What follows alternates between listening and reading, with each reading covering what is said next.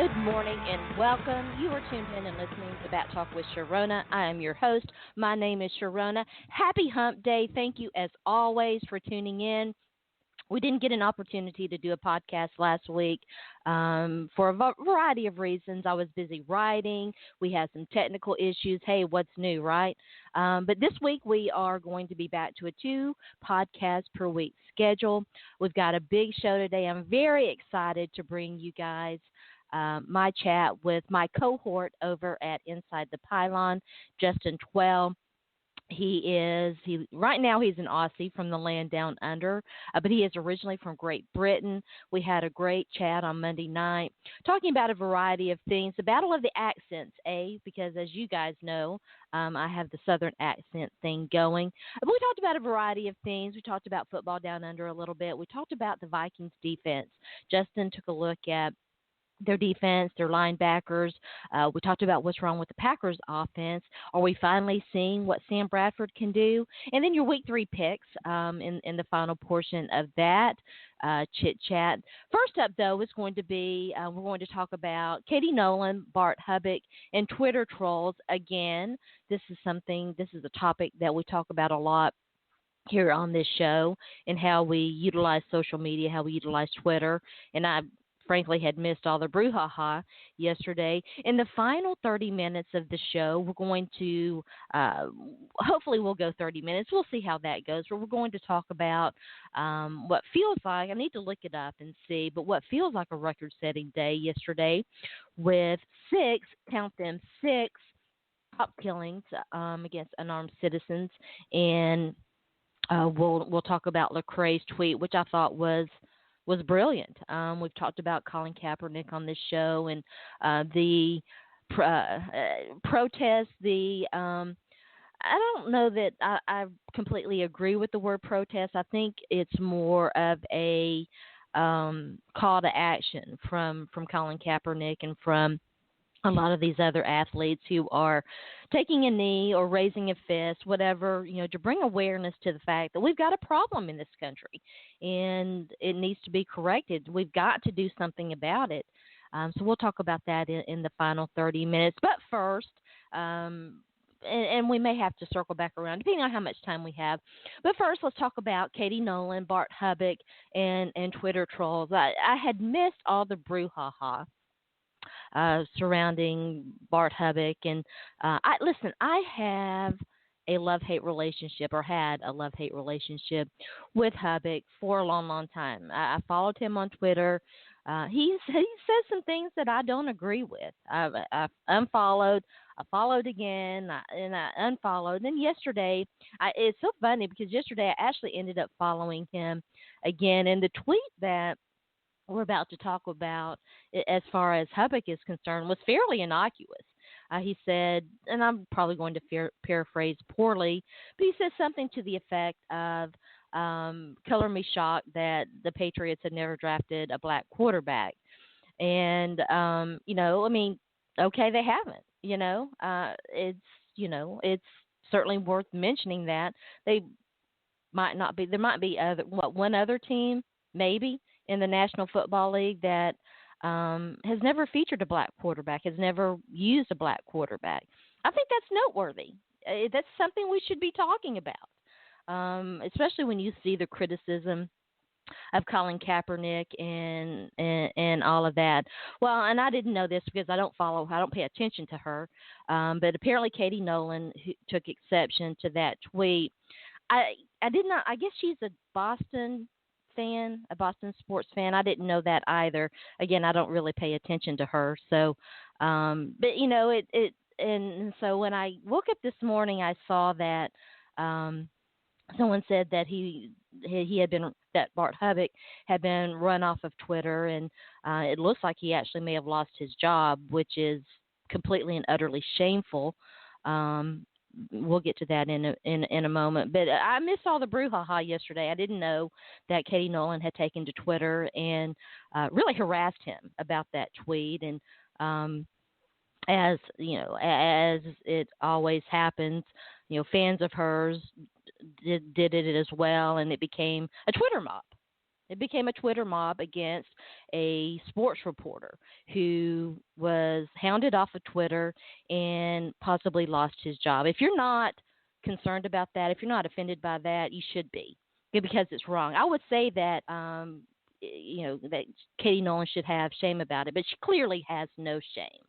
And that was made clear to me early on. Listen, I gave her a chance. I know I'm not her target audience. That's fine. And it bothers me that I'm talking about this because I'm very much a live and let live kind of person. I don't like to call anybody out. That's not who I am. Bart Hubig is, but listen, here's the thing. Katie Nolan is a troll. She is completely and utterly a troll. Her entire network is nothing but a bunch of trolls. Every day, in and out, all the time, Fox Sports is saying something trollish, far worse than what Bart Hubig had to say yesterday. And yet he's the one who's getting harassed off of Twitter and possibly losing his job. And I am offended by that. I'm offended by it. It's wrong. For her to call out anyone for being a troll, to me, is just the very height of hypocrisy. You can disagree with someone, that's fine.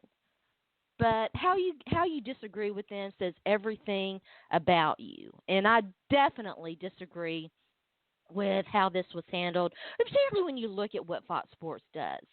You listen, Nolan, your network is nothing but a bunch of trolls. You profit off of that. You have a job because of that. How dare you do this to somebody else? How dare you? Yes, it offends me. I'm mad about it. And you know what? I don't even like defending Bart Hubig because, again, he said some things. This isn't even the worst thing that he said. It's not even the worst thing that he said. And I don't like being put in the position of having to defend him, but I think that this is completely wrong. I think, especially if he lost his job over it, it's wrong.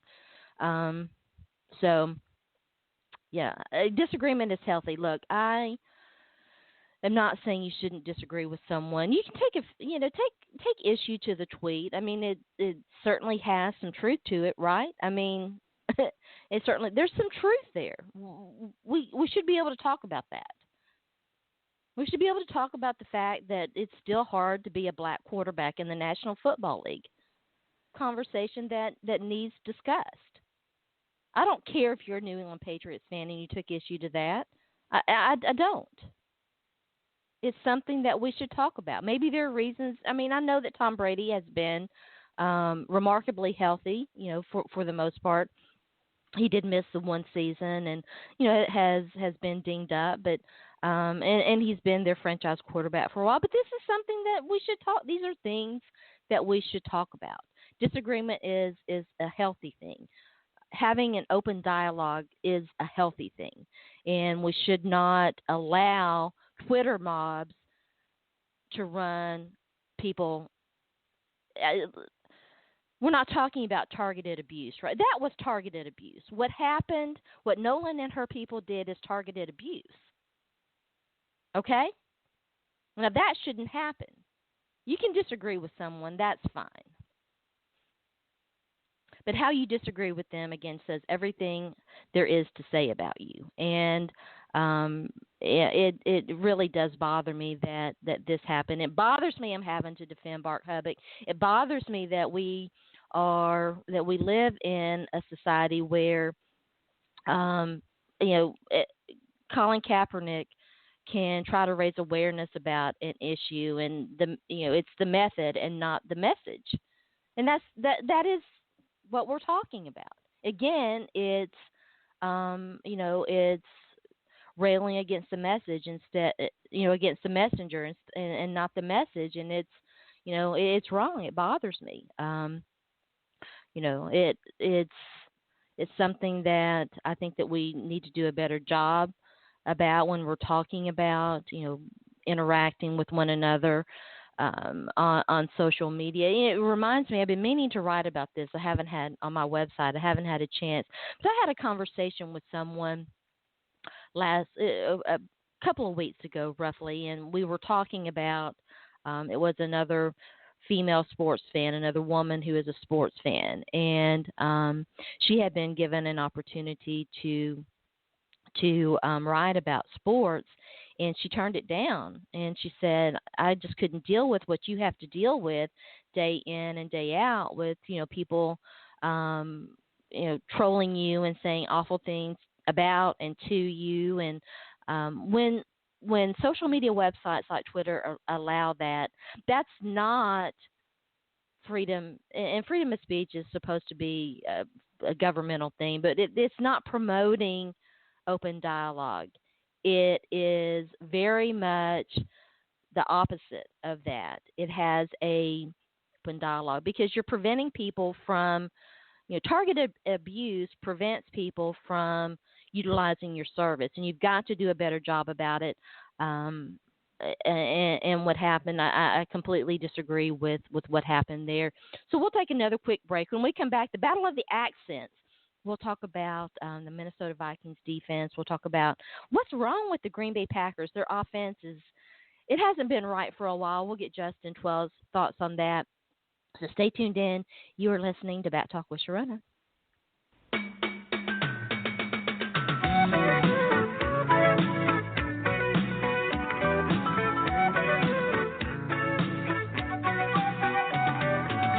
Traveling in a freighter combi on a hippie trailhead full of zombies. All right, welcome back. As promised, I'm joined now by one of my coworkers at Inside the Pylon. He is an Aussie from down under. I'll let him. I think that I know how to pronounce his last name. It's Justin 12. Am I right, Justin? Yeah, you got that part right. I'm not actually Australian. I'm English, but I. Oh, okay. All right. Well, I guess I associated you with the Aussie guys from the NFL. Are you familiar with them? Do you interact with them much? Yeah, I do. I've been on their show a couple of times. I thought so. I thought that's how you and I actually met initially outside of Inside the Pylon. Yeah, I heard you. I know you was on their show. Yeah. I think doing the Titans preview a few months ago. Yeah. And I'm in some fantasy leagues with those guys as well. And yeah. Great guys. For the last few years. So yeah, really great guys. Yeah, they are great guys. So you live in across the pond, so to speak. I had a conversation with Adam Barlow, who's a soccer guy and also a football fan as well. He has been a regular guest on this show, and he informed me that the correct way to say it is Great Britain, that England is kind of like the country, but Great Britain encompasses the whole sort of British Empire. Yeah, or you could say United Kingdom, which is one that I generally say a lot myself. Okay. But yeah, that encompasses England, Scotland, Wales, and Ireland as well. So what part? I'm actually from London myself. Okay. And I've been living here for about 8 years now. Now, where is here?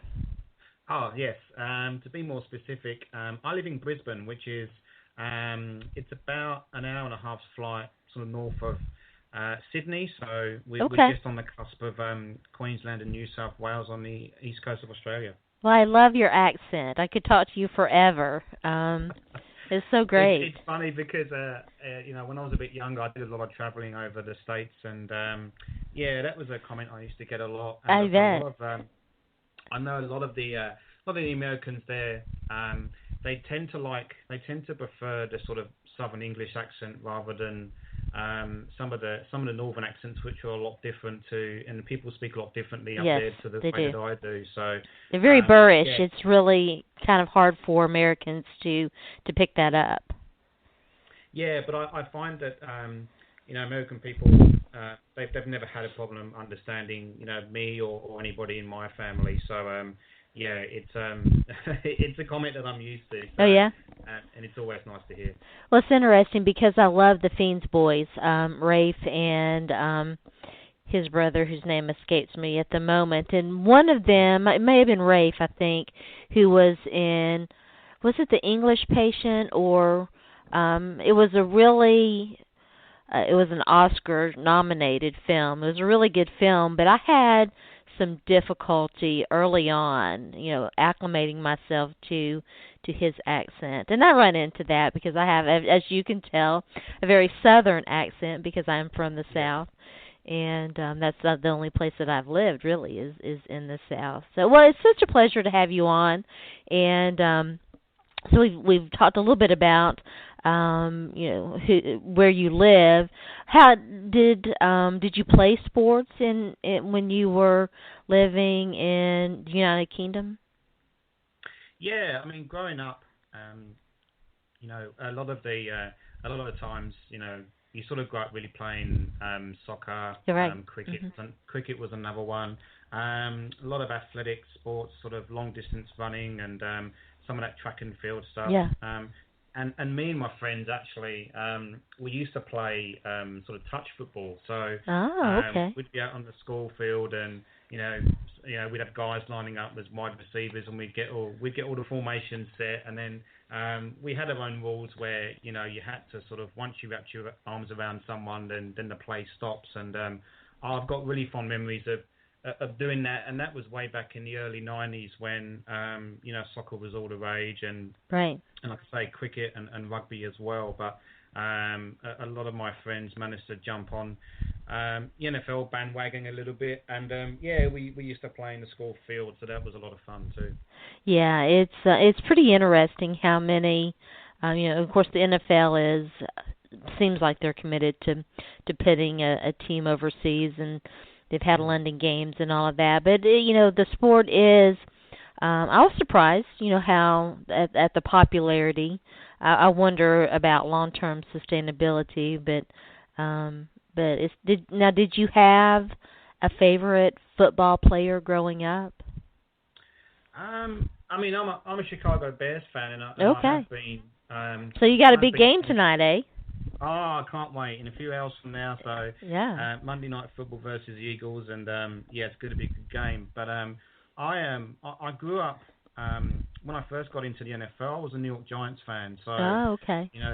around the sort of Phil Simms was quarterback, and they had Right. Lawrence Taylor, and probably my very first favorite player was he was a running back playing for the Giants at the time, Joe Morris. Yes. I just loved him. He was very small. He was very sort of a scat back type, but he was racking up 1,000 yards, and I really enjoyed watching him. And then after about 2 years or so, my dad was a Bears fan, and he He made converted me. you. Well, yeah, I wouldn't say see the light, because ever since then, the Giants have won, I think, 3 Super Bowls, and the Bears have won 2. Yeah.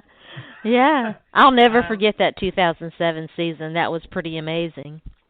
I'll never forget that. Yeah. It was funny. I was living in the UK at the time, and the game was on at 1 o'clock in the morning, and I'll always remember the Colts kicking off the Super Bowl, and Devin Hester runs back for the touchdown, as most will know. And because it was 1 o'clock in the morning, and my mum and my sister are sleeping upstairs, it was very, very difficult for me not to scream the house down while they were asleep. But it was a great season. Obviously, didn't finish the way that I had hoped, but a great season, and I'm waiting for another similar one like that still. I've always kind of followed Devin Hester. Not just because he's a great player, obviously a great return specialist, and you kind of saw his receiving skills in Atlanta, but also because of sort of a little side note on Titans history. And if you know anything about the Titans, once they came to Tennessee, to Nashville, they had Floyd Reese and Jeff Fisher as the top men there, Floyd Reese being the general manager, and of course Fisher being the head coach. And there was an infamous divide between them, the split that developed, and it had already started, but the year that they drafted, the Titans drafted Lindale White, Floyd Reese was actually on the telephone with Devin Hester getting ready to draft him, and Jeff Fisher pulled rank, and so the Titans ended up with Lindell White, which is kind of has always been interesting to me. And Devin Hester will, I think, in my opinion, he'll definitely end up in the Hall of Fame as return specialist. Yeah, I think so. And I didn't know about that actually. I do remember some of the Titan stuff that was going on with Jeff Fisher. I know when they got to the Super Bowl and that agonising loss to the Rams at the end there. I won't go too much into that, but the Titans were one of the best teams in the NFL around that time, and then it sort of it all really sort of seemed to collapse pretty quickly from memory. Correct me if I'm wrong. They were strong up until about the 2004 season, and then it started. They had a bunch of injuries, and the salary cap really caught up with them. But yeah, and then they obviously had the issues with Vince Young, and just a lot of things going on, and it's been a bit of a shame. Because I know the Titans originally, come from, you go way back to the Houston Oilers days, and they were one of the first teams that I remember watching back in the late 80s, and I really used to enjoy the Houston Oilers, and I've been on Twitter a few times. The Love You Blue era was great. Yeah, it was awesome, and I love the Oilers, and I kind of miss them, in the NFL these days, but that's just the way it's been. But it's the Titans intrigue me actually this year. I've been thinking about sort of mentioning that with you, Sharona. A team that I was watching the game against the Lions yesterday. Oh, how ugly was that? Very ugly. There seemed to be a flag on every other play. It was ridiculous.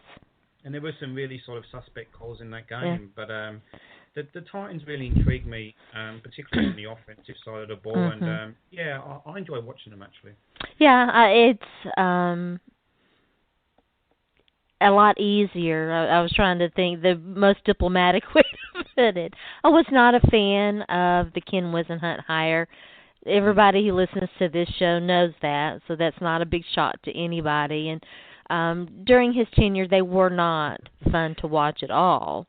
And they have been. They're a lot more fun to watch now. And having a young, exciting quarterback in Marcus Mariota, and he's having some second-year struggles. It's and so is Jameis Winston. Listen. It's not uncommon, these guys come into the league, and we've seen it over and over and over again. Their first year, there's no tape on them, there's no film. They're a lot of times improvising. It's all new, and during the off season, teams gather film and they study them. And second years can be. Fans are going to need a lot of patience, I think, with this offense. But there's a lot to like there. We're not going to talk too much about the Titans. I could talk about them, as you probably know, Justin, all day. I want to ask you, we will talk about the Titans a little bit, because I want to ask you, I know that you've written several really good articles for Inside the Pylon, and one of them concerned the Vikings and their linebackers. And I want to ask you, how good do you think the Vikings defense is? Because in my opinion, I think they're probably top 3 right now. Yeah, I completely agree. That's exactly what I was going to say. I was watching that game against the Packers, in that Sunday night football game, and they just shut down the Packers' offense. They really did. Pressure from the middle, from the outside. I think they sacked Rodgers, 5, maybe 6 times. But those linebackers, they're so good at disguising what they're going to do. Particularly Kendricks and Barr. They can play inside, outside. They're very good in. They can pick up those sort of short to intermediate routes and and play the run, pressure the quarterback. They can pretty much do it all. But the Vikings defense is one that is probably a little bit maybe underrated over the last couple of years. But I think now people are starting to take a bit of notice. Yeah. And when you look at each positional group, they've got a star at every level. On the line, defensive line, they've got Griffin and Joseph, that are great players. Yeah. As I mentioned, Barr and Kendricks behind them, and then you've got Harrison Smith in the back end. So that defense is just this season. That defense is, I feel like it's going to win them some games, as pretty similar as to how they did in week 1. Mm-hmm. And I think they'll continue to do that. They were great against the Packers, and that's enough for me personally to sort of anoint them a top 3 defense. And it kind of hurts a little bit because they're in the Bears division, so a little bit of a rival. But I have to respect that. I have to respect them, and sure. What Mike Zimmer's doing there is doing a great job, and that defense is going to be one of the very best this season, I feel. You read a really great article about Jordy Nelson. I want to ask you about the Packers offense because, and I agree with you, I mean, the Minnesota Vikings defense is good. Not to take anything away from them whatsoever, their defense is good. But to me, the Packers offense really hasn't been up to Packer standards for a couple of seasons now. Yeah, they're just. I was watching yesterday, like I said, that Packers Vikings game, and it's really odd to me that they just don't seem to be clicking. There's just something missing there, I feel. Nelson's obviously back is a big help, and I don't think he's quite back to what we're used to seeing. He doesn't seem to. He doesn't get out of his breaks like he used to. He really doesn't. Yeah, he doesn't run those vertical routes like he did sort of in 2014 just yet. I just wonder if they're being a bit patient with him and giving him a bit of time to really get going. As maybe by week 4 and 5, we'll see him start to stretch defenses out a little bit. I mean, he had a nice game yesterday, but not quite the Geordie that we all know just yet. But it's good for the Packers to have him out there. But I think the biggest weakness of the Packers and is the offensive line. Yeah. Yesterday, they was just all over the place, and the Vikings were able to sort of take advantage. And when you get pressure on Rodgers, it can sort of throw him off a bit. But there's just the scheme isn't right to me. Even on the defensive side, they couldn't adjust to what Stephon Diggs was doing. I felt the defense was going to be better for them this year. I did too. I was surprised. I completely agree. Yeah, I was a bit. I think the Packers defense will be better as the season goes on. I think they'll get better. But the offense there's just something not clicking. They didn't really sort of stick to the run yesterday. And Rodgers seems to sort of. Sometimes it almost seems like he's trying to go for the big play on every snap, and I guess with someone like Jordy Nelson, it's easy to do that.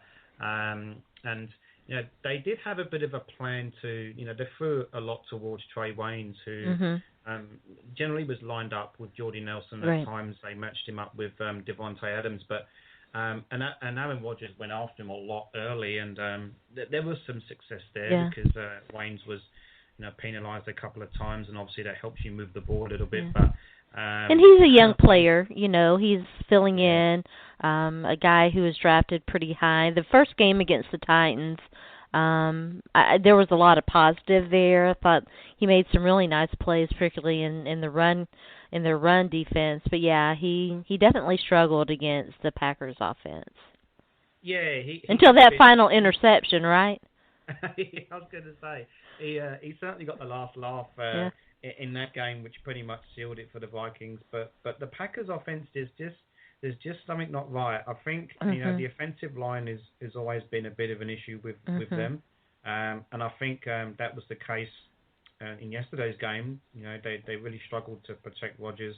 I think, like I said, the Vikings had about 5 sacks. So.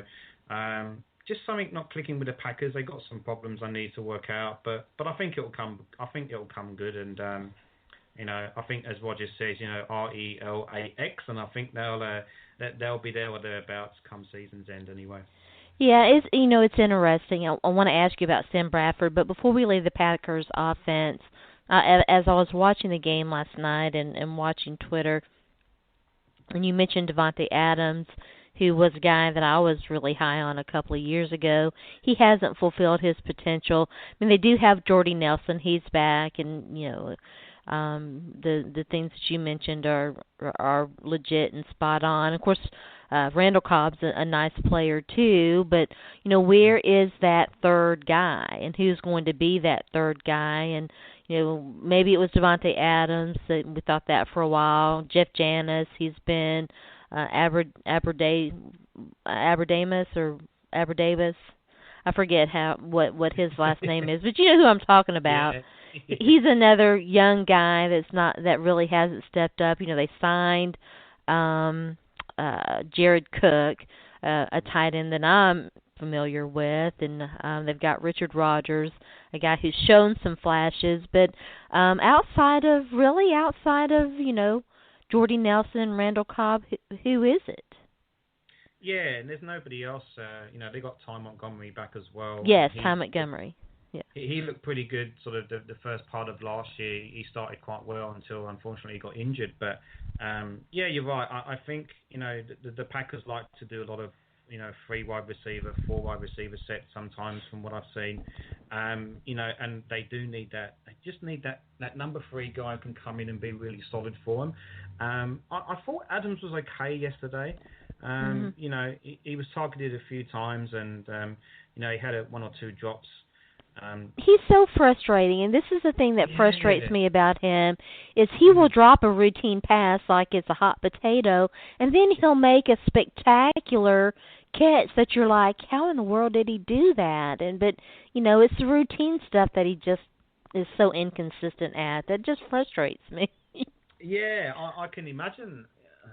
I can imagine Packers fans especially being really frustrated by him because, the talent I think is there, and I think he can be a very good number 3 guy if he can just step up. Last season he was asked to sort of step up into sort of a number 2 role with Nelson's injury, and he really didn't seem to step up. Last year, but as a solid number 3 guy, he can be, but it's just frustrating. It's hard to see where he's gonna, what his ceiling is, and I guess we'll see more as the season progresses and see how he goes. I think it will be very interesting because, like you, I thought the Packers defense was going to be much better, and we're not quite seeing that yet. They have so much talent on that side of the football too, and already the rumblings are starting with Mike McCarthy, and they've rumbled about Dom Capers for a while now. Trust me, I follow the Packers pretty, and I'm sure that you do too. And it will be interesting if they don't. I think that they really need to make a deep playoff run this year. Yeah, I think the Packers defense yesterday wasn't too bad.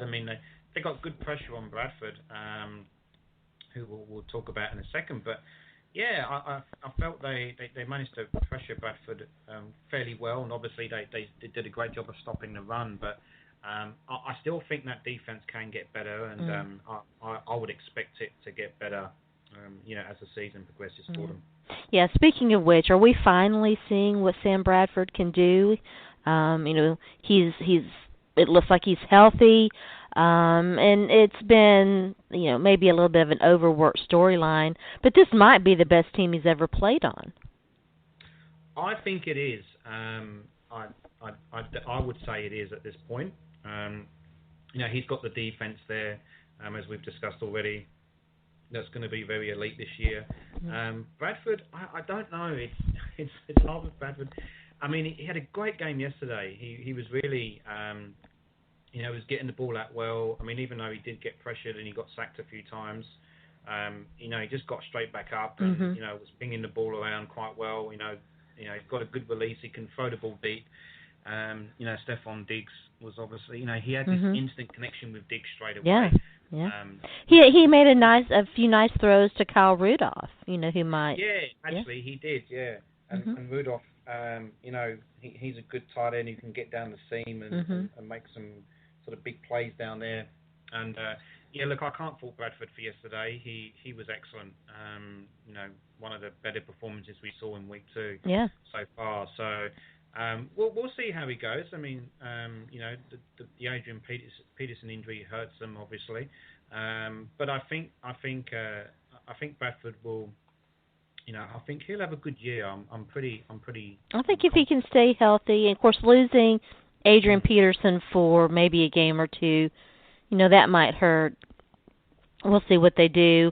Matt Asiata is a guy who'll get some goal line carries, I would think, and Jarrett McKinnon is a little speedy guy that I've always really kind of liked and have.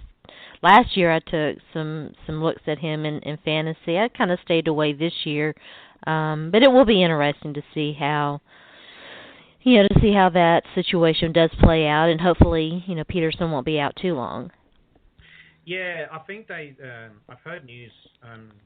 Well, I say this morning because it's this morning here in Australia. But Right. I've heard news that he's got a torn meniscus. So, depending on how they're gonna sort of look to fix that, whether they'll partially fix it or fully fix it, will depend on how long he's out for. But I think just going back to Bradford, I think he's got a big test coming up this week. They play the Panthers, so and against that defense. So I think we're really going to know what Sam Bradford is about this year and what he can do for this Vikings team this year in that game. I know it's only week 3, you can say that, but look, he should go into that game with a lot of confidence. He had a very good game against the Packers, so I'll be watching him quite closely as the season goes on, and I think he's the key to seeing where the Vikings can go. Obviously, with the Bridgewater injury, and everyone was sort of freaking out and thinking that might be it for the Vikings season, but I don't think so. I think the Vikings will make the playoffs this year. Yeah, I picked them to make the playoffs. I picked Mike Zimmer to win Coach of the Year.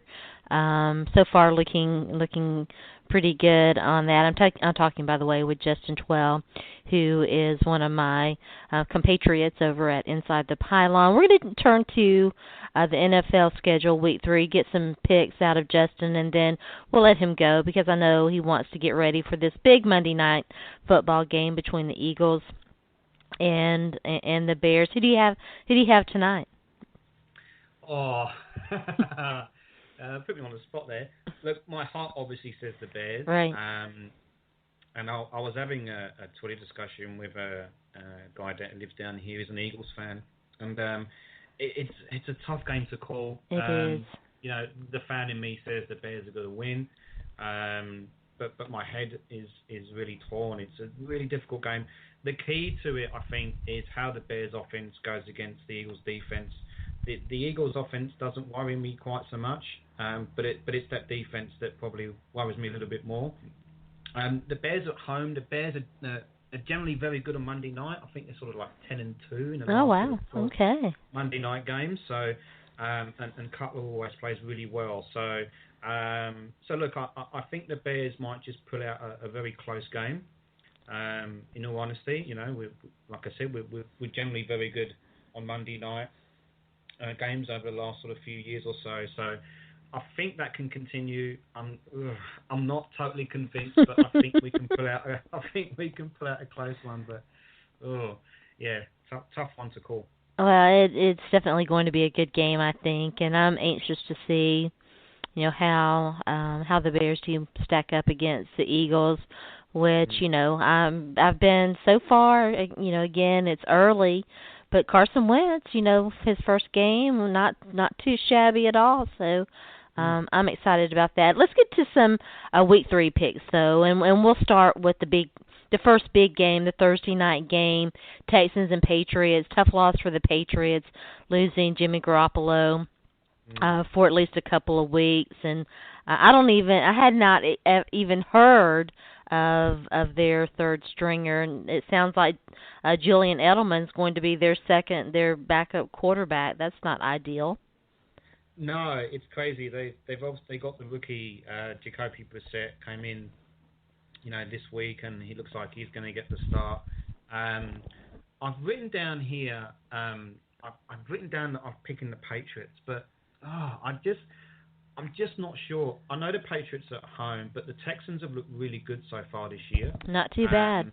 Yeah, and if the Patriots can't get any, if Brissett can't at least sort of be that sort of game manager that maybe he needs to be, I think the Texans might just pull this out the bag, and I think I'm going to change my pick. I think the Texans might just win a close one in this. Texans have looked really good. Their offense is a lot faster than it was. Obviously they've got Lamar Miller, right? And Will Fuller looks Will good. Fuller, a lot of speed as well. the defense, the Texans defense looks good. I think I'm going to go with the Texans on that one. Yeah, I think that I would tend to agree on that one, Texans. Particularly with the short week for the Mm. Patriots and getting their young quarterback ready is, I think, going to be, going to be very hard. Your old team, this is a big rivalry game. I have to ask you, Giants, Redskins, who you got? I had the Giants on this one. I feel like I'm not really too impressed with the Redskins' defense so far. The Giants' defense has looked really good these last 2 weeks. I've been really impressed with the Giants' defense, and I think they can shut down the Redskins' offense. And then when you flip it on the other side of the ball, I don't think the Redskins' defense has got enough to to sort of shut down the Giants' offense. I think they can move the ball on them. And I think, I like the Giants' defense. They're It playing looks really good well. so far. Mm-hmm. They look real good. Shut down the Cowboys' running game in week 1, and yesterday a lot of people thought the Saints would rack up 30 plus points, but obviously they didn't. So I like the Giants' defense. I think they're going to win that game. The Redskins have struggled more than I expected. It, I think, is going to be a good benchmark game for both of those teams. Ravens, Jaguars, Ravens coming off their big win. Yes, this was a tough one too, but I think the Jaguars are going to pick up their. I think they'll pick up their first win. They need to. They really need to, because in the off season there's a lot of talk about the Jaguars and how they were going to do. They obviously drafted well, and the free agency signings they come in, and you look at that Jaguars team, and they might be the most talented team on paper in the AFC South. Exactly. And to sort of go 0-2 is slightly surprising actually, but I think they're at home. The Ravens had a nice win yesterday, coming back to beat the Browns, who went out really quick against them.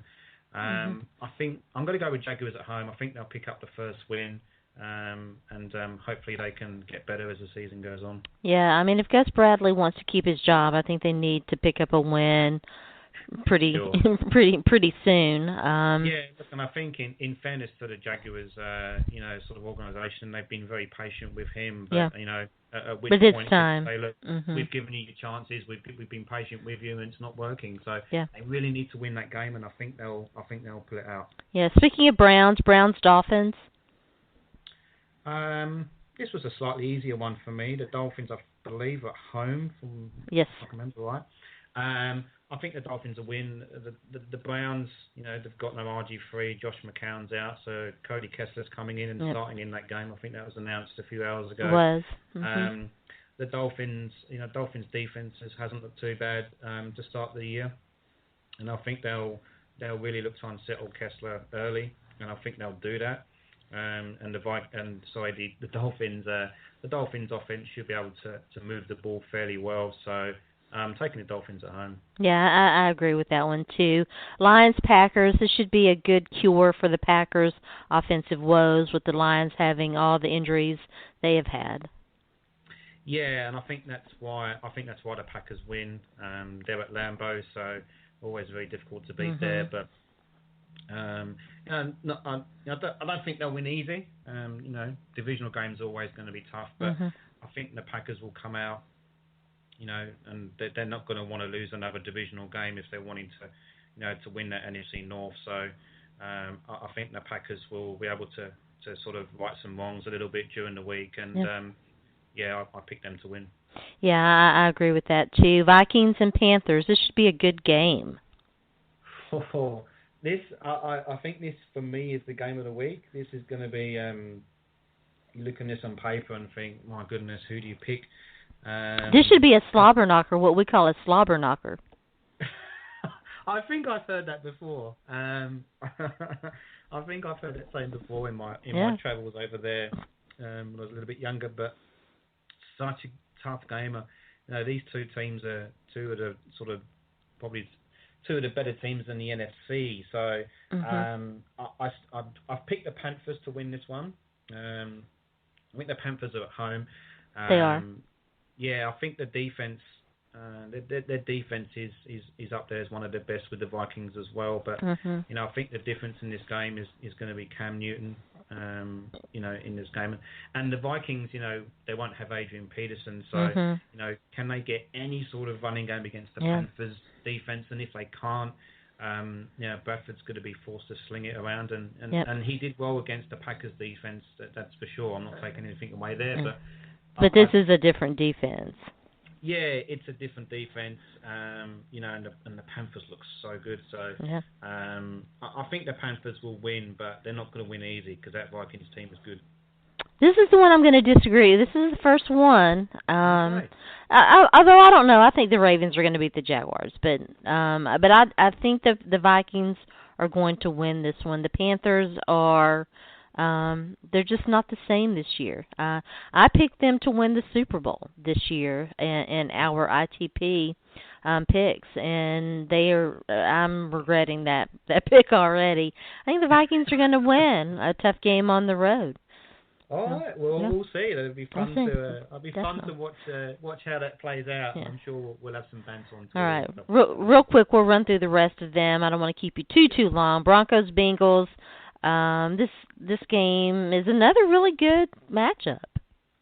Yeah, it is. I picked the Broncos in this one. I think they'll just get over the hurdle. Simeon's looked okay. I think he's looked fairly well. Yeah. Broncos are running the ball really well too the last couple of weeks. Booker looked good against the Colts, rookie out of Utah. So I think the Broncos will win that one. Yeah, I tend to agree with that too. Cardinals, Bills. Easy one for me. I picked the Cardinals. Yeah. The Bills are a mess. They fired their offensive coordinator, which you can nitpick anybody. I still like Greg Roman. I still think that what he's been able to do with young, inexperienced quarterbacks is pretty amazing, and I regret it for Tyrod Taylor. I hope that he'll get the patience. It does not bode well, I don't think, though, for that offense. I agree. Cardinals, Raiders, Titans. This one I took a little while to think about. Did you? Okay. No, look, I did go with the Titans in the end. I think the Raiders have given up a lot of yards on defense, which actually kind of surprises me. And I think the Titans offense can take advantage of that, and I think they'll just do enough. I think that these two teams have played each other a lot lately, and it's always been a close game, and I think that possibly having the home field advantage might prove to be good for the Titans. It hasn't been that way in a while, but they coming off the big win. So I picked the Titans on that one as well. We'll see how that turns out. Rams, Buccaneers. I think the Bucs will win that game. The Rams obviously beat the Seahawks, but they always play the Seahawks tough. And they do. They've won like every time. 8, it's strange. 6 of the last 8 or something like that. Yeah, something like that. And, crazy. It's really strange because the Rams play anybody else, and they're generally not that good. But as soon as they play the Seahawks, it's like they become the Denver Broncos on the England Patriots or something like that. It's crazy. Yeah, it's really crazy, but I think the Bucs will win that. I think the Bucs are a lot of a much better team. Obviously, they got blown out by the Cardinals, but they'll come back again this week, and they'll win a close one there. Yeah. Could be low scoring. Yeah, it's going to be a fun game to watch, I think. It's you're right. It's so interesting because the Rams will get blown out by I think last year, maybe the year before that, by the Cardinals. They got blown out by the Cardinals and then turned around and beat the Seahawks. It was pretty, and I think that might have been the Seahawks Super Bowl year. Anyway, it was pretty amazing. Obviously, we're in the 3:00 games now. 49ers, Seahawks. I'm excited about this one. Yeah, I am too. They've had a bit of a rivalry that's really built up over the last probably 5 years or so. I picked the Seahawks in this one. The Seahawks are at home, and not many teams beat them at home. Very tough venue. Yeah, and the 49ers they just won't have enough offensively to beat the Seahawks. But again, the Seahawks offense has been really off, so Yeah. we'll see how it goes. But I think the Seahawks can still win that game. I think it'll be a close game. It'll be interesting if the 49ers turn to Colin Kaepernick. I think we've seen what Blaine Gabbert is, who we thought he was, and so that's kind of a storyline maybe to watch. Steelers, Eagles. I picked the Steelers to win the division, and so far I'm looking good on that one. Yeah, I've got the Steelers too. I think they'll win the AFC North, just over the Bengals. But yeah, Steelers to win this game. I mean, obviously we're about to see the Eagles in about an hour or so, so right. It'll be interesting to see how they perform there. And it could change my mind, but I'm still pretty confident the Steelers can win that one. It's a bit of a Pennsylvania rivalry going on there, so it'll be a good game. But I think the Steelers can do enough on offense to win. I agree on that one too. Jets, Chiefs. How you looking at this one? I went with the Chiefs. This one could go either way. It wouldn't surprise me if the Jets win. I mean, they were great against the Bills, and the Jets' defensive line in particular, looks really good. The Chiefs are at home, and the Chiefs had a good win in week one. Yeah, with that comeback. A lot of offense. They just lost to the Texans, this week. But I think Jamal Charles is back for that game, so that'll be a good boost for them and their offense. But their offense is doing okay, so I think the Chiefs can just win that. They're at home as well, so it could be a close one. You're liking the home teams this next week. I like it. Yeah, it seems like I am too. Chargers, Colts. I've gone Chargers here. I know that Danny Woodhead has just been revealed he's torn his ACL, which is so sad. Gutted. Yeah, absolutely gutted, especially after losing Keenan Allen last week. But I like the Chargers here. I think their offense it's just too much for the Colts defense, which is kind of non-existent, really. Yeah. The Colts are really bad right now. Yeah, I was just earlier watching them against the Broncos, and they looked okay. They didn't look too bad, but I think the Chargers offense, even without Woodhead and Allen, I still think they'll have too much for the Colts. I don't know what to make of the Chargers this year. They look terrible in the preseason, not all that great in week one. I'm going to pick the Colts. I'm going to go with the home team on that one, but it would not shock me at all if the Chargers didn't win that one. All right, now this is another really, really good game. Bears Cowboys. Yeah, this is pulling at the heartstrings here. No, right? Yeah, I think that's the Sunday night game. It is. Mhm. And I think it's in Dallas. So it is in Dallas. Jerry World. Yeah, I think the Cowboys are going to win. Oh, I hate to say it, but again, the Cowboys are at home. The Bears. I like what the Bears could do to their defense, the Cowboys' defense. I think they can move the ball on that Cowboys' defense. The thing that worries me about in this game is, can the Bears get pressure, to Prescott? Can they stop the run?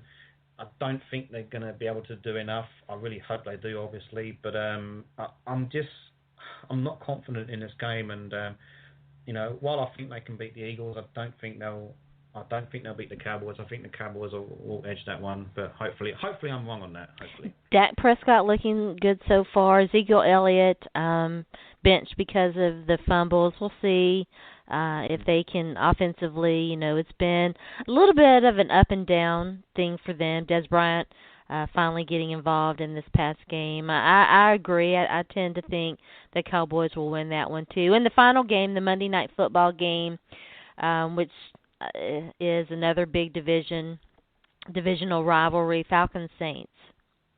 I love these Falcons Saints games.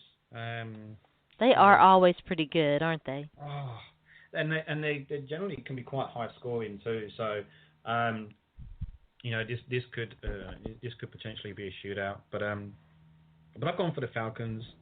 I think they'll pull this out. I think they've won the last couple. I think. I'll have to look that up, but I think the Falcons will do enough. The Saints, the Saints have lost some close. The last 2 weeks they've lost a couple of close games, and they've really been in those games. And I'm going to tip the Falcons. There's something telling me that the Falcons offense will torch the Saints, and I think that'll be enough for them. But again, it wouldn't. This is one game that wouldn't surprise me if it went the other way. Yeah. Of all the games this week, it wouldn't surprise me that much if the Saints won. But I'm just going to go with the Falcons. But we'll see. I agree with that. I really, for Drew Brees' sake, I really kind of hope that they win. Yeah. The Pied Piper is coming for the New Orleans Saints, infamously with their cap issues, and it's always hard to see the greats, have that kind of situation toward the end of their careers, and I'd like to see Drew Brees win that one. We'll see. Great stuff, Justin. I've kept you too long. I really enjoyed it. Tell everybody out there, again, who you are, where they can find your work, and where they can find you on social media. Okay, so, as Sharona's pointed out, I'm writing for Inside the Pylon, generally sort of covering the NFC North, but I'll be doing some wide receiver scouting as well as the college season gets into the swing of things. I'm very active on Twitter at Justin1278, so you can find me there. Give me a follow. I like to sort of get into some conversations with fans and other people, and enjoy the interactions on Twitter. So follow me there. Obviously, InsideThePylon.com. There's my work, obviously Sharona's work, and a lot of other great work there too, so go and check that out as well if you can. Yeah, definitely a lot of great work being done at Inside the Pylon. Thanks again, Justin. Good luck to your Bears tonight. Oh, thanks, Sharona. Here's hoping. I'll be fingers crossed, and I think we can put out a close one. I think so too. I'll be watching it with you. Have a great evening. You too, Sharona. Thanks for having me on. Good night.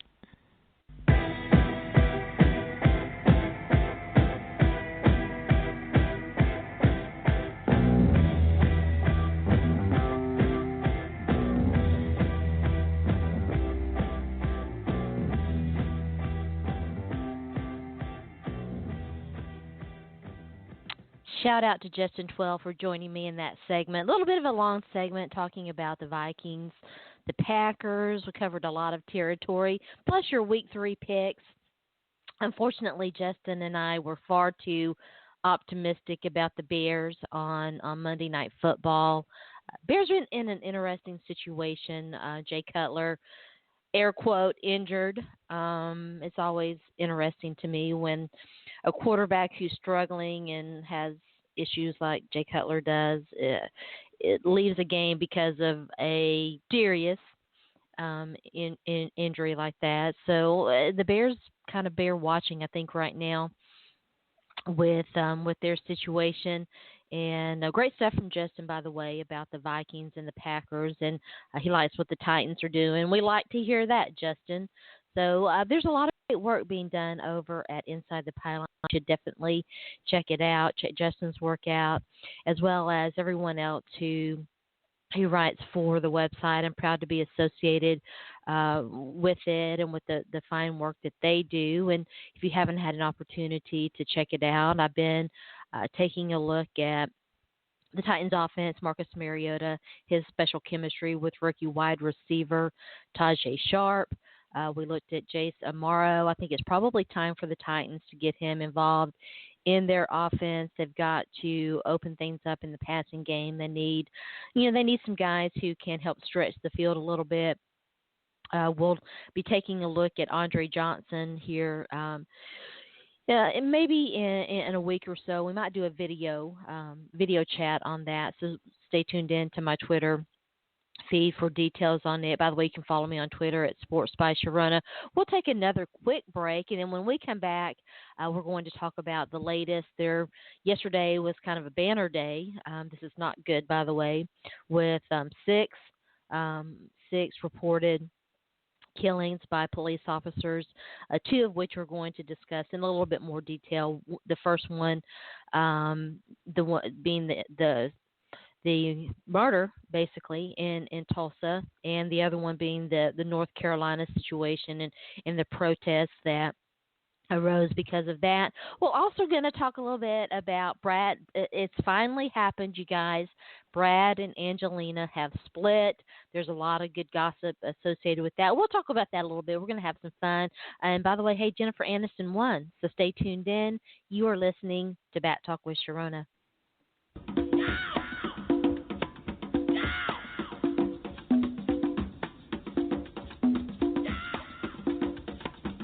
Pleased to meet you. Hope you guess my name. But what's puzzling you is the nature of my game. All right, welcome back. You're tuned in and listening to Bat Talk with Sharona. I am your host. My name is Sharona. As always, I thank you for tuning in. Happy Wednesday, happy hump day. We'll be back on Friday with another podcast. I'll be doing hopefully be doing my regular weekly sit down with Matt Wood. We did that last week, but unfortunately we had some technical issues. We weren't able to play that interview. We'll have your fantasy football fix for that podcast as well. Some big injuries, I should mention, since Justin and I had our discussion. It came out today, in fact, while the podcast was playing this morning, that Adrian Peterson is going to have surgery. He's going to be out. He'll probably miss the season. I just don't see any way he's going to be able to come back. It's a 3 to 4 month recovery period. What will the Vikings do? I think that they'd be wise to shut him down. We'll see what they end up doing. Amir Abdullah being placed on injured reserve, and another interesting situation. The Vikings put one of their offensive linemen on injured reserve. Well, they're just being bit by that injury bug. That's unfortunate to see that. I hate to see injuries. You guys put so much time and effort into preparing and training, and injuries are just an unfortunate byproduct of the sport that we love, of all the sports that we love. Hey, by the way, I've read an interesting article at Vice Sports yesterday. I need to put this on the list of things that we're going to talk about. And if you read my writing and you follow this show, you know that we talk about this a lot. A long time ago, used to think that drug testing was the thing, and I underwent a conversion and no longer, I think it's hypocritical. And so I read a very interesting article at Vice Sports about basically agreeing with me, and some big names have come out and agreed with it as well. So we're going to add that to what we're going to talk about over the next several weeks. I think it's interesting, especially when you see that there's so many injuries right now, and if I don't know why we're so hypocritical about it, and especially about weed and marijuana. There's some good research out there indicating that it can help as well. But let's go ahead and turn our attention to these latest killings. We're living in very troubling times. The first incident coming out of Tulsa, Oklahoma, Terrence Crutcher. He was 40 years old, unarmed, and was shot by a Tulsa police officer. Her name is Betty Shelby, and the video of that is very disturbing. It's very disturbing is the best way that I can put that. If you watch it and you don't see that we have a problem here in this country, I don't know that I can help you. We have got to do a better job of holding police officers accountable who do these things. And maybe a lot is made about this fact, and maybe it is time that if you're involved in the shooting of an unarmed civilian, maybe you don't get paid leave. There has to be some incentive to be better about it. Beyond the fact that they never, hardly ever get into any legal trouble with it. And when we were starting to see, maybe some changes there, maybe not. But beyond the fact that they're not held accountable, um, by our justice system, how bad is it that they get paid leave? I mean, I think that it's time that we change that. It's time that there has to be a way to make it less of less of an issue, and we got to start somewhere. Body cams, dash cams are a good step, I think, and they're not perfect. It's going to take a lot of different things coming together to make to make it to make it a better situation. Then we have the other situation that I want to talk about, and that is the Keith Lamont Scott situation in Charlotte, North Carolina. There were a lot of protests last night.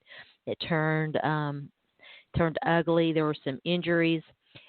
Scott was also a black male. I'm not seeing the report that I'm looking at isn't telling me how old he is.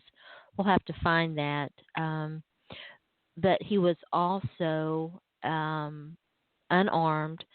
According to his sister, he was disabled, and he was reading a book while he was waiting for his son's school bus. The police were on the scene for an unrelated thing, and they shot and killed him. And the beyond that, that's bad enough. And then beyond that, and this you see this so much. Um, this is another thing that we've absolutely got to figure out how we can change this. But they tried to say that he did have a gun and tried to, giving false information. And in a lot of cases, I meant to look up this report. There was a report a few days ago about the planning of evidence in order to justify a violent incident between police and the citizen that was, I can't remember whether this was a woman. I can't remember whether she died or not. But it's there's got to be better accountability. And listen, not all cops are bad. Not all police officers are bad. There are good people. There are good and bad in everything. And not all police officers are bad. But we've got to do something about the ones that are bad. You know. And this is even more interesting. The Massachusetts Supreme Court came out this week and said the High Court ruled that it's completely reasonable for black men to feel threatened by the police and for them to flee. That's from one of our state's highest courts, and that tells you a lot. That that a high court would come out and say, "Listen, look, unarmed black men are being murdered every day, and it's by police officers, and it's reasonable for them to fear for their life." What kind of statement does that say about this country? I think it says something horrible about this country. But beyond that, and before we even get to the second part of what, and that's the failure to render aid, which we've talked about on this show before. The Washington Post, if you don't follow Wesley Lowery, you should, of the Washington Post, doing fantastic work there. Over the summer came out with, I was reminded of this as I was researching for today's show, uh, unarmed police killings are on the rise in this country. And this was just through July. I don't know what the latest numbers are. Here we are, September 21st. So I guess the first day of fall. Here we are, roughly 3 months later, and where are we now? Where are we now in terms of the high numbers? There were six in one day alone yesterday. How is that acceptable? It's not acceptable. We've got to do something. The failure to render aid thing to me is I don't want to say it's as telling as the killing itself, but it certainly tells you a lot. How someone talks about and looks at victims tells you a lot about their makeup and their psychological status, mental status, and what they think about, what they think about the victim. And when someone dehumanizes a victim, whether it's a victim of a shooting, whether it's a victim of a rape, whether it's a victim of any sort of violence, um, when they dehumanize them, that says that they don't value them as a person. And that's what we're seeing a lot of times, overwhelmingly seeing a lot of times in these police shootings, is that these officers don't even render aid. And that's unacceptable. To me, that's an easy one. Maybe you can parse and, ask questions about the shooting itself, but the failure to render aid, that tells you everything you need to know about that officer's mental status. They don't see that person as a human because they would render aid to a dog. I guarantee you if they ran over a dog, they'd render aid. They would. But they won't render aid to someone they shoot?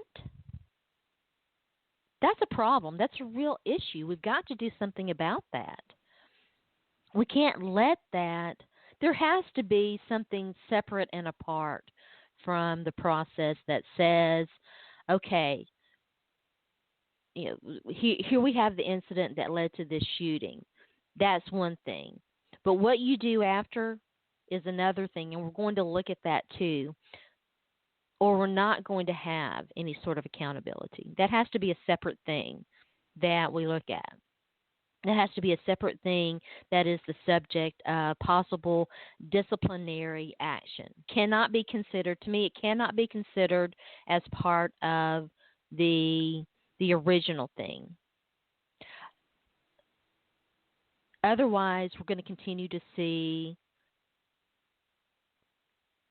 unarmed civilians shot by police die when they don't need to. And that's separate from whether or not the shooting was justified, and in a lot of cases it's not. But the failure to render aid is a big deal too. And we can't ignore that. We can't ignore that. We have to do something about that. And, it's interesting. Lecrae, who is a rapper and a musician, he had a very interesting tweet, and it was yesterday, a few days ago, talking about this was after the Tulsa shooting, and it was talking about Colin Kaepernick and his if you want to call it protest, his desire to see change. And he said, take a knee, people riot. Take a bullet, people quiet. And to me, that was pretty profound because there's so much truth there. People everyone upset, because Colin Kaepernick took a knee, not upset about the message, that these unjustifiable killings are still going on. So they're still happening. Where's the outrage over that? No, people are mad because Colin Kaepernick is kneeling. It's really pretty interesting. We've got to do better. We live in troubling times, and if we don't do better, things they're never going to change. All right, so we'll take another quick break. When we come back, we're going to talk about Brad Pitt, Angelina Jolie, the situation there. So stay tuned in. You're listening to Bat Talk with Sharona.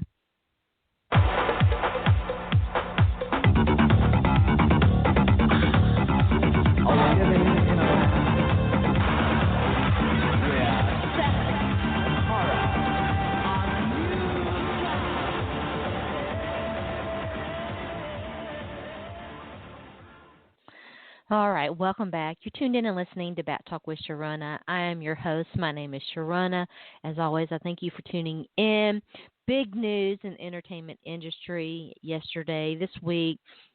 There have been reports. I don't read tabloid magazines, but as I'm standing in the line at the grocery store or at the Walmart or Target or wherever I happen to be, I'll peruse the headlines just to see who's currently communing with aliens and all of that. And there have been reports um, for a while now, and these actually go back for a couple of years, but reports have increased over the past few months about the Pitt Jolie relationship being in trouble, and a lot of professed reasons for that. Once a cheater, always a cheater, and uh,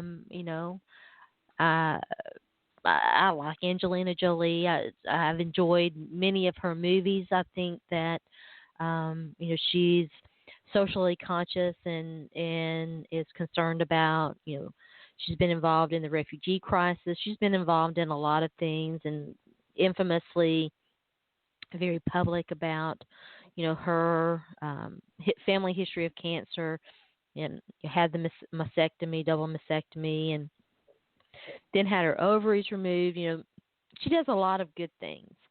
But when it comes to that relationship, it began on the set of what was that movie?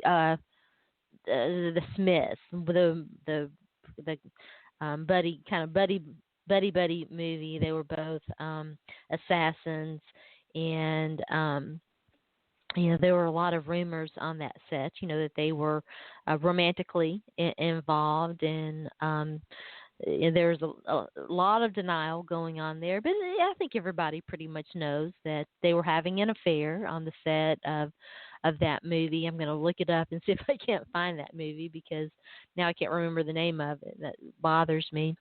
But yeah, and now there are a lot of rumors that he was, cheating on her with his one, if not both, of his co-stars, co-workers in the latest movie. And, and I mean, it's hard to be surprised about that, right? Because if if he'll do it to Jennifer Aniston, he'll do it to Angelina Jolie, and it would not surprise me to know that Mr. and Mrs. Smith. That is the name of that movie, Mr. and Mrs. Smith. So it wouldn't surprise me to know that Brad Pitt is a serial cheater. I mean, that's and I'm not knocking that. Hey, listen, um, monogamy is an interesting thing, and it's hard. I think monogamy is very hard, and um, maybe look at Will and Jada Smith. Maybe they've got it right. Reportedly, they have an open marriage, and that seems to work for them. They certainly have had. There've been rumors about their relationship as well, but they've certainly survived. Their marriage has survived for a long time for some reason.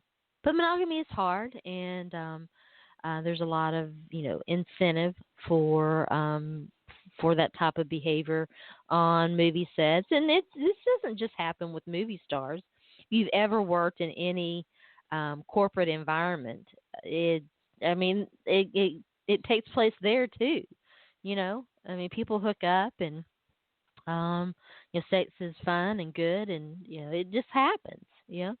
But I wouldn't be surprised. There are also some interesting rumors, maybe that there was some drug use, some drug abuse. I saw some pictures of Brad Pitt as I ran across this report, these articles yesterday. I saw some pictures of Brad Pitt. He looks rough.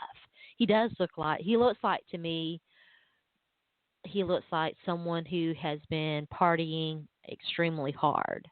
And so I don't know. I guess we'll find out about that too. But I'm sure that we're going to be subject to a lot of very interesting gossip over the course of the next few months regarding that. I hope that they keep things, as civilized as possible. They have a lot of kids, both natural and adopted, and try and think of the kids. It sounds like Angelina Jolie wants complete physical custody, not to let him have joint physical custody. I'm not sure what's up with that. And Brad Pitt says he's going to fight for that. There's some reports that she didn't care much for his parental practices. Hopefully they'll keep what's best for the children in mind. That should be what one of the reasons why early on when I was practicing law, I quit doing domestic work was because far too often the parents wanted to use their kids as ammunition in their war between one another, and it was just so disturbing. Hopefully they won't do that. All right, so that's it for today. We'll break off a little bit early. We'll be back on Friday with another podcast. Again, chopping it up with Matt. We'll sit down with Matt tonight, and I'm not sure exactly what we're going to talk about. Getting ready to take a look at a couple of different things. We'll see what's going on with that. We'll have your fantasy football fix, some updates on all these injuries and who you might want to look at on the waiver wire. So stay tuned in for that. Have a very, very great rest of your Wednesday, and we'll be back on Friday. You've been listening to Bat Talk with Sharona. You can follow me on Twitter at Sports by Sharona, and check out my work at Inside the Pylon, as well as NFL Female and Pro Player Insiders, and have a great day.